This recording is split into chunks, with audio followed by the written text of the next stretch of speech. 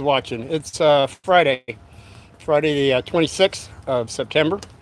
And I wasn't going to do this live today because of the 35 mile an hour winds. Excuse me, 35 mile an hour winds. And the way it's been raining. They said that it was going to be flash floods. I said, yeah, right. Oh, but wait, let us take a look. Okay, right here. Boom. See that right there? That's just front of my property. Okay, sun's coming through. All this was totally pitch black. Hey, there's Mama. Mama! She'll be fed shortly. Okay, so I got a little spot here that we're gonna, like I always do, sit down. Tell you, well, actually Friday, guys. Yate. Friday is question and answer day. Oh boy. Anybody remember that? Remember? Last Friday, I don't think I was here. So we couldn't do it. Here comes my little mud ball. He did find some more mud, except it wasn't from the, look at this guy. He's filthy. He's a filthy dog. And he's running off. Very happy with that, Chewy. Okay, so it's question and answer on Friday, but while we're waiting for someone to ask Uncle Martin a question so I could give an answer to the best of my ability, I've got a cute little story that happened to me in Boy Scouts. It was the Scoutmaster, and he took my stick away. And he hit me 11. Well, firstly, he walked me over to a stump. We were trailblazing. I was a trailblazer. I always have been. But he took the stick away from me, put his foot on the stump, put me over his knee. Let me see, I got a stick. Yeah. Give you an idea. It's a stick about this size, this thickness, this kind of thickness. And he spanked me 11 times.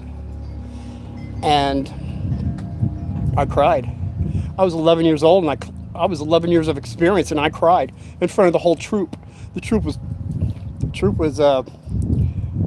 254. We were the Beavers. We built things. We were the builders. Hey,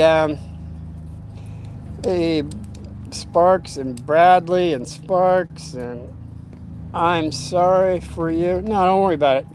It happened a while back when I was 11. I got beat with this size stick, so I cried. Now, anybody out there, yo, Gritly, and where are you at, Jay? Jay, I'm at Phoenix. Between Phoenix, Scottsdale, and Paradise Valley in Arizona. Okay, that's all I can tell you right now. I just showed you in the very beginning we have flash flood warnings, and my front yard is full of water, so I can imagine what it is out in the streets. We don't get much water, and we have caliche dirt rock that can only absorb so much water. But we can use it, and I'm so happy that we got it. So I got this umbrella over me just in case it starts raining again. They say we're overdue for another one. It was lightning thundering just about a half hour ago, so I'm so grateful. I'm able to sit under my umbrella and answer questions. This is Friday, 26th of September. Anyone has a question? I don't know, think of something from your heart. I'll give you an answer to the best of my ability. And look who's back. All right, this time it's a cookie. I know you didn't chew that rawhide up so quickly. He loves cookies too. $1 donuts, he buries this one. So let me start from the beginning with the stick.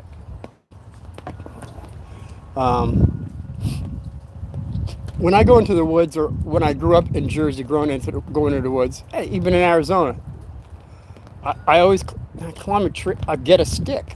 I have always gotten a stick. Then we play sword fights, which is very negative, kids, because you can squash somebody's finger, which happened to me with a buddy of mine, Dow. Squashed his thumb like a tomato. He was very forgiving. That would be another story. So you don't play with sticks like that, but it's nice to have walking sticks. And by the way, when you're cracking sticks, watch where you're cracking the sticks. It's very dangerous. So this is how the story goes. We were about, I guess, maybe 2 miles from camp, and we were map readers. And since I went numerous times, I went to 4 different fourth grades, from Jersey to Arizona, Arizona back to Jersey 4 different times. So Dad had me actually it was Mom that had me as a map reader, because one of the times we were going across country there, we woke up and, Mom woke up. I guess we let Dad drive, and he got on the wrong turnpike. And we woke up a state away from where we were supposed to be. And Mom was very upset about that. And she says, from now on, Uncle Martin, you will be up watching your father and giving him directions. I was a night owl anyway, so, there was no problem with me. And then, so this right here is 1 digit. This part here is 1 digit, and that's 2 digits, is 2 inches. So when the Scoutmaster gave me the map, he says, this is where we're at, and this is where we have to go. How far is that going to be? I said, it looks like about, if you're going with a digit, because it was only like, I said about 1.5 miles, 2 miles. He says, hey, that's fantastic. He says, we're going to have you as the leader breaking trail. He says, but stay on the trail.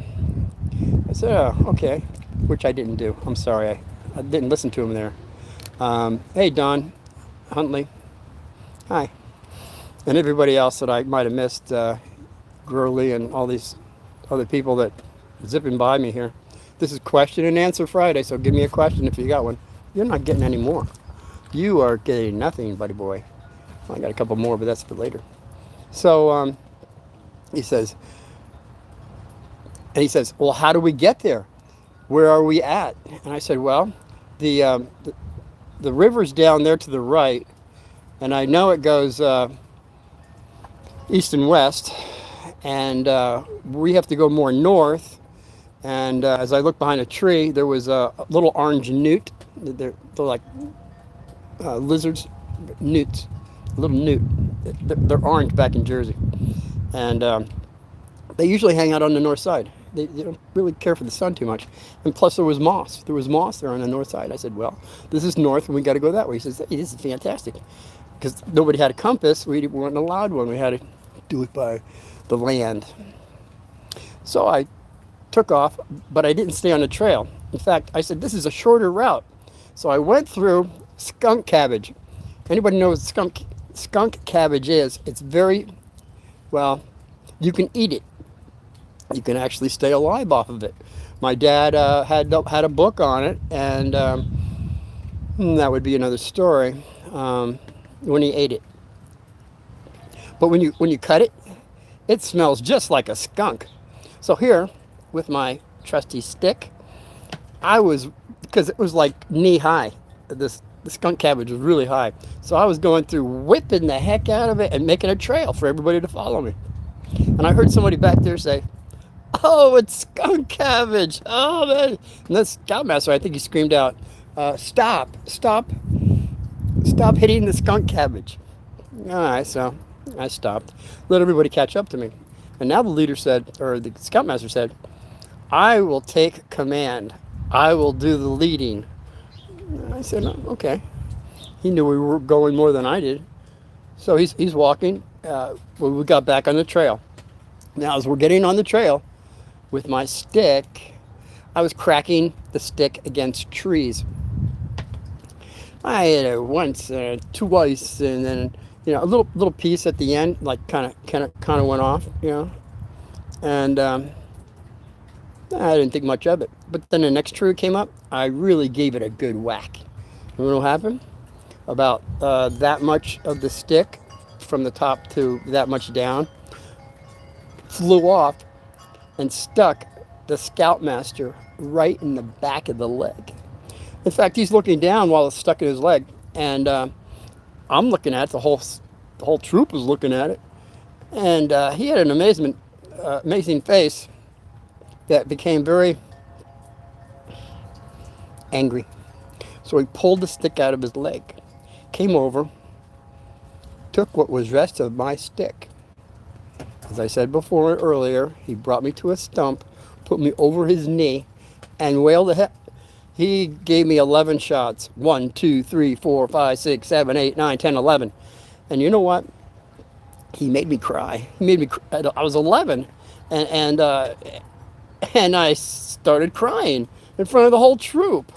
I mean, tears coming out of my eyes. As a matter of fact, now that I think about it, see, Dad used to beat us with a belt. Well, not beat us, but only 3 times. And then we got rid of that, and then we'd go out into the woods. We'd find our own stick.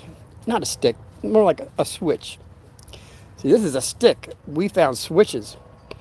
And even with the belt or the switch, I never cried. Okay? This guy made me cry. And then after we were walking, and I'm still crying, kind of. And Tom, you remember Tom? The guy that sold all the salt to those kids? And the hundreds of black kids waited for me after school because of what he did. They couldn't find him, so I was the next guy because I was his friend. Be careful of who your friends are. That was, I don't know, back with, it was my first couple lives that I did when the kids took over the school with bats and chains. And just tumultuous times in 1970. So Tom asked me this question while I'm drying my eyes. He said, "Hey, Uncle Martin, did he know it was your birthday?" And I said, "No, I don't think so." He says, "Well, he hit you 11 times." And I said, "Yeah, I think I counted 11. And he says, "He must have known it was your birthday." I said, "No, I don't think so." So he must have overheard that. The scoutmaster heard that. Because I think Tom was an altar boy. I was an altar boy. Tucky was he was an altar boy. So all 3 of us were actually involved with that. The kids waiting for me after school. The hundreds of black students waiting to talk to me. I'm not going to go into that again. I did it back in a way. So I think it was. I'll come up with whatever the title was. It's a pretty fun story though. It's all true. We have. We get back. This is a jamboree, by the way. Where all the scouts from all over New Jersey show up at this place. So it was a pretty big place. We all had certain areas where we had our tents and stuff like that. So I didn't want to go and see anybody. I just wanted to stay in my tent. And it was probably that was mid-afternoon. I was in there all pretty much after the rest of the time. And then I hear Tom say, hey, Uncle Martin, come on outside. We got food and we got goodies. I said, nah, I'm not even hungry. He says, no, come on. You got to come out. He cooks me out there. So what happens? We're under this big giant tent. And I hear, happy birthday to you. Happy birthday to you. Happy birthday, Uncle Martin. Happy birthday to you. And around the corner comes the scoutmaster that beat me, that made me cry, with a big chocolate cake. I think Tom's told him that chocolate devil's foods was my favorite. So we all had ice cream and cake on my birthday, which I never heard of because I went to many campouts and jamborees, and on people's birthday, they never got cake and ice cream. Okay? All right. Hey, La Polga. Hi. I'm from Arizona. I'm asking anybody has a question, give me a question. I'll answer it to my best ability. This is answering question day, by the way, Friday. So we have ice cream and cake. He kind of softened me up with the ice cream and cake. So I never really told my dad. And I think that's what his concern was. He kind of knew my dad, the nature of my dad. My dad being a boxer and amongst other things, he did not want me to spill my guts on me getting a beating by a stick that he did in his hands. My dad would have, my dad probably would have told him, you should have told me and I would have taken care of it. What you did was very negative, and he might have gone a little further than that. Um, I don't know. We never got into that. Um, La Pologa, where would your dream house be? Probably up in a tree. I've made tree houses all my life, and when I when I grow up, I'm gonna have a big house up in a tree house, a very nice one too. That will be my dream house, up in a tree, because I've climbed trees all my life. I climb a rope to this day. I'll have to show you guys the size rope. It's a Navy rope, big Navy rope that I climb. All right. Hey, La Polga, you like that, huh? Treehouse? I do too. I've seen some in California, big windows. It's like 2, 3 stories up, different levels. You can do a lot in a tree. I mean, treehouse. California, up in the redwoods. I had relatives up there that had a 2-story one, and a bear got up there one time, and it was a grizzly. Could have been a grizzly, or they said grizzlies were out there. Could have been just a black bear. Yeah. Um, Eureka, California, up there, they got big bears, and but that would be another story. So anybody that's watching Uncle Martin so far, give me a thumbs up, thumbs down, give me a comment. Join the club. My club is you subscribe to me, I'll subscribe to you. That's the way Uncle Martin works. And we'll leave it at that. So the Scoutmaster got off pretty easy by me not saying anything, okay? Because my dad would have, although my dad, you could never figure out my dad because we went to Catholic school, and I recall him numerous times bringing my brother and myself into the class that the nun was going to teach us. And he says, by the way, if these kids misbehave, you beat them. You have my permission. But he never said that to the Scoutmaster. And this guy wailed the hell out of my... He made me cry, man. I'm saying, I never even cried ever. I mean, I was 11. You just don't cry at 11, let alone in front of your whole troop. Very embarrassing. I'm not saying I didn't deserve it. I'm just saying his emotions got away with him. And that's what happens when you let your emotions run wild and you don't have control over your emotions. There can be some very negative consequences, which he avoided by giving me some chocolate cake and ice cream. Well, the whole troop, of course. By the way, it was like 45 minutes to get back into town. This guy did a nice ride down there and back just to bribe me, shut me up. It worked. Yeah, what can I say? And I don't think I deserved it that hard of a beating, but that guy did some wailing away on me, man. I'll tell you, I was never hit like that before, you see, and maybe he realized that too, that he couldn't say he was sorry, but I got ice cream and cake, a bribe. So we're going on about 18 minutes here, and we're about ready to get another rainstorm. You can see the lightning coming in down over there. So, hey, I don't know if we're going to make this short or not. You better start asking Uncle Martin some questions from your heart. I guess I got another story I could do. It has to do with Boy Scouts. You know what? I think he might have heard about it like months later. I think Tom might have mentioned it to him. And so my dad became a Scoutmaster. And as I had mentioned before, he always had a book on how to stay alive. We were semi-survivalists. So it started when I was 5, when he told Mom to pull over, because coming from Flagstaff down into Phoenix, we lived up in Flagstaff, and that's where he went to NAU, became a teacher. And he was reading a book on prickly pears. Mom's driving by the desert, and here it is. About 2 miles worth of red prickly pears, all right? They kind of have stickers on them, but you can't really see them unless you know what you're looking for. Once they get into you, they're really tough to get out. I mean, they kind of wear out. Well, if you put castor oil in there, that kind of helps. Hey, La Pug. Hi, Uncle Martin. Martino. La Pug, Martino. Hey, BG Produce. Hey, how you doing? PG Produce. You're so handsome. Ah, bless your heart.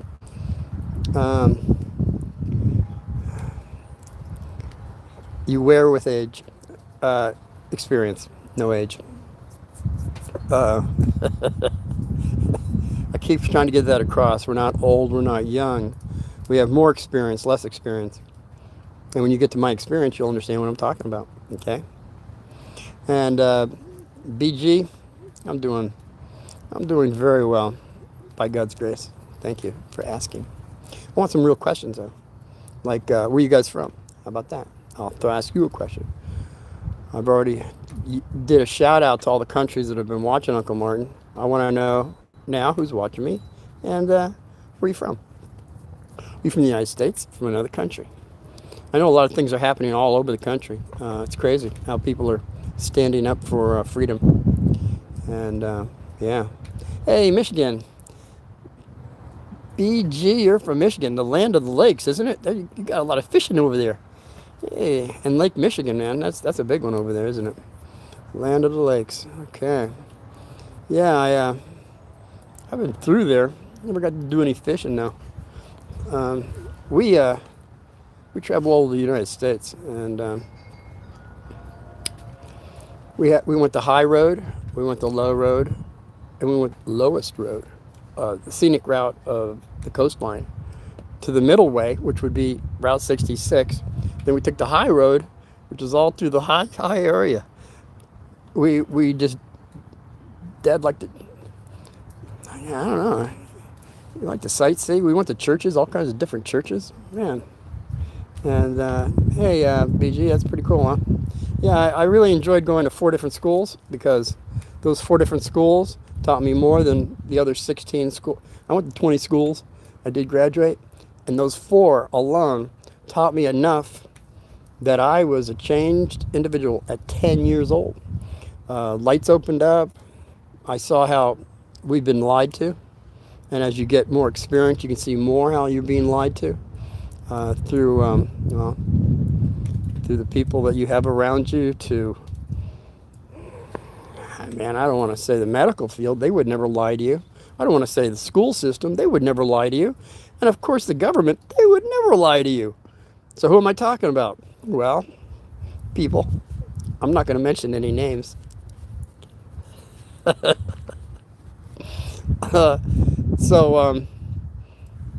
Yeah, you get more information the more schools you go to. I mean, I got all my friends from Arizona, New Jersey, and they only went like to all the same grammar school, the same high school. And I kept coming back and forth, and they kept seeing me from other schools. They watched me change. Yeah, thanks for the advice. Yeah, BG, I'm always happy to give advice that I've say knowledge is power, but knowledge applied correctly is wisdom. And with wisdom you get discernment. And there's a lot of folks out there that just haven't seen that, the way that progresses. Some people just listen to one side. I've always listened to both sides. When anyone's told me through gossip that no good son of a bitch is that, no, he's a crappy, gimme crap, I'm saying, oh really? Why is that? And then they'll tell me the story. So I'll put my opinions aside. I won't even think about it. And then later on, when I come across that individual, they'll probably have which they do usually, they'll be pointing out the same person that said all the negative things about them, and they'll have some story about that person. So between both the stories, you can kind of put things together that, first of all, these people have karma to work out. Whenever you're very, very negative towards somebody, or you have hatred, mild dislike, you want to strangle them, and all they did was come into the room and say hello. You never saw them before, but you have these intense feelings for them. That's negative. Well, that means you have karma to work out. It works on the other side of the spectrum. The same individual or another one could come into the room and you just can't stay away from that person. You have to go over to them. You want to hug and kiss them and you never met them before. Well, that's karma too, because you've definitely had past lives together and you're able to Well, maybe pick up where you left off. And those negative vibes you got from somebody, now the back of your hair stand up. Now it's not to put them down or to you see, you have to work things out with that person because you have these feelings for them or against them. And in doing so, I would suggest be careful on business deals, on friendships, when they want to get close to you and know everything about you. Put it on the back shelf. Say, less than more until you get to know them more and see where they're coming from. Because it's definitely a sign. If you've never met the person and you have very negative, aggressive feelings to that individual, you have things to work out, but you don't want to keep it negative. You want to be able to work it out. See, when you see these things, you go a lot further spiritually than rehashing the same stuff you've done for probably many times. And this is another chance for you to work things out rather than have another negative outcome. It's just something to think about. Let's put it on the back shelf. Okay. Yeah, okay. So this is the other one. So now, Dad's a scoutmaster. He's the other guy's not there anymore. I don't know. No, the scoutmaster's involved. I just see his face. I don't remember any of their names, but different guy with Dad and this other guy. So this is when it was 1965. So I was 10. I wasn't 10, so I wasn't. I was an altar boy then too, wasn't I? So it was my first grade. I went to 2 fifth grades because when they got my transcripts for my 4th grades, they said, "Oh, you got to stay back in 5th grade." Well, that's the way it works, kids. When they get your transcripts. But I remember this well because it was ragu. Ragu had came. I never heard of ragu before. We're Italian. We made our own sauce. Really slow, and it was always very tasty. So we were starving, and not starving, but we hadn't eaten probably since lunch. So we get these big jars of ragu. So we had our little aluminum pots, those little aluminum pots that all the Boy Scouts get that you probably shouldn't be eating out of because of the aluminum. Stay away from aluminum. I'm sorry. I'll go into that another time. I think most of us know about that now. So we're stirring up. Well, first you have to make the noodles, and then with the other little pot we made the ragu. And boy, I tell you what. Now, mind you, while we're doing this, Dad says, "No, I don't want any ragu. I'm going to be living off the land, what we have." So what does Dad come back with? He comes back with bunches of skunk cabbage. And everybody's saying, "Get away, that's skunk cabbage." It's sort of like, remember when I was running and breaking all the skunk cabbage up? And he had some really nice ones. It was like 2.5 foot high. I mean, he had some really nice leaves. And so he went a little further away when he's boiling. He's reading the book saying you boil the skunk cabbage. So he's boiling it, and I said, "Dad, you don't want some ragu up here?" And by the way, I tasted it the first time. Oh, that's fantastic. I tasted it a second time with some spaghetti. Oh, it's not too bad. I had it the third time. I said, "This is crummy." By the third time, third taste, it took me to say, nothing. Sorry guys, ragu. I know a lot of you love ragu, but I'm Italian. I know what the good sauce is. So about that time, about the third time I'm eating it, I hear Dad. He's gasping because first he reads it. You boil it and you drain it, and that's all he read in the book. Well, he drained it. But when he ate, it's like spinach. It looks like spinach, and I think he might have even had some butter he put on there. And he's eating it away, and then all of a sudden, he's holding his throat. His tongue is getting fatter, and his esophagus is closing. He can't breathe very well, and it looks like he's choking. His throat is closed up on him, and so we got him water and everything, and sort of things worked out more. And so then he went back to the book, wants to know what is going on here because he's feeling he was getting poisoned by skunk cabbage, which happens to be the case that when you don't finish what you're reading, things can happen. See, with the prickly, okay, let me finish this. I'll jump back to the prickly pears because somebody was asking me questions. Got to finish the prickly pear. That was when all those little red berries, all the little stickers on them. So this guy, my dad's saying, oh, I didn't finish the reading here.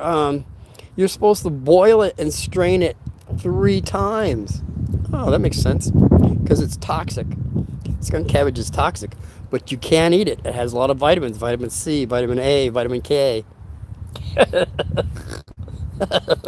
He was going through all those vitamins. And I said, Dad, you sure don't want some ragu? You can have mine. He says, no, I'm going to finish what I started. So he finished it, and he had no problem with, look at this guy. Look at this guy. He knows I got one more. All right. That's it. Yeah, right. So Dad didn't finish what he was reading. And going back to when he told Mom to pull over, we had like 2 miles of prickly pears, the cactus, and all these red berries, perfectly red. I mean, it was ready to be picked. So he's running around grabbing them all and putting them in his pocket. And I think he had kind of a red shirt like this with 2 pockets. So he was put them all in his pockets. He had a whole handful of them, and he gets back in the car. Now Mom's driving, Bro's next to her. I'm sitting next to Dad. He's shotgun on the window. Now, as we're driving down to Phoenix now, going downhill, the sun is kind of coming down, sort of like it is now, and we kind of look to Dad, and he's popping these little guys in his mouth, just so, oh, these are wonderful. Would you like some? And I said, no, that's okay, Dad. And Mom says, no, I don't want any either. And then she says, honey, did you finish reading? On that book, did you finish what you were reading? I said, no. Why? Why do you ask? Because this way, we're looking this way at him, like sideways. He has all these pricklies all over his nose, all over his lips, all over his face. All these little tiny, almost impossible to see. They're very annoying. And again, once you get them in between your fingers, or let alone your lips and your nose, and trying to take them all out. Anyway, Mom's pulling over now. She gets out of the glove compartment. She pulls out these tweezers. Kind of the sun coming down just like this. But we were looking at Dad from the side. Yeah. How interesting. Yeah, the sun just about like this. And so now I can see her with the sun coming this way. Her taking out all these little needles out of his face, out of his nose, everything. She says, "Hon, you should have finished what you were reading." He says, "Yeah, I know." So he did, and that's when I was 5. So you think he would have learned in 5 years when I was 10 about the skunk cabbage? Just a little story for you kids. Whatever you start, or anybody watching, once you start reading, finish what you're reading. Okay, especially when it comes to plants that are going to keep you alive, which Dad was notorious for because we were brought up, again, semi-survivalists. That's why I went out when Dad got better with Parkinson's. I said, hey, my job's done here. I'm going to go back out I'm going to go into the desert, see if I can live. And that's when I tell you all those stories. The live ones back with the Yaqui shaman medicine man, that one, and the one with the girlfriend one, when the shaman sent me up to the cave with her for a 7-day fast, and his student was going to marry her, and his student was very upset that I was going up to a cave with his girlfriend for 7 days to do a fast. That's a very interesting one to watch too. Whenever you get time. You always have time, I'm sure. So while the sun is still out, because I see dark clouds behind there, I'm going to feed the 22 cats that have not eaten. And they were pretty upset when I went out earlier. They all thought they were going to get fed, but then downpour came again. It's like three big downpours here. And then, of course, you saw Mama up there. She's all ready to eat, too. And I got this guy and that guy. I got all these guys wanting to eat. So, not many questions, but I'm glad everybody showed up to say hi. Again, thumbs up or down. Give me a comment, especially after I repost this. I don't know why I get like hundreds of people watching me, and then after it gets reposted, it says the amount of people I had, but then it says I didn't have any views. How does this work? I don't know. And how does this work when I have a dog that keeps wanting one more, one more?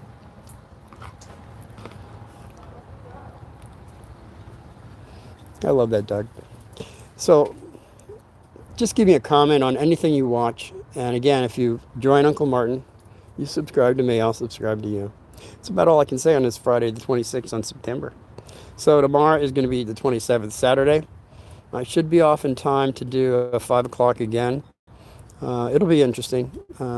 Something I haven't spoke of, or if I have, I'll have more information to give to you. Okay. So until then, y'all be well. Stay safe. God victory.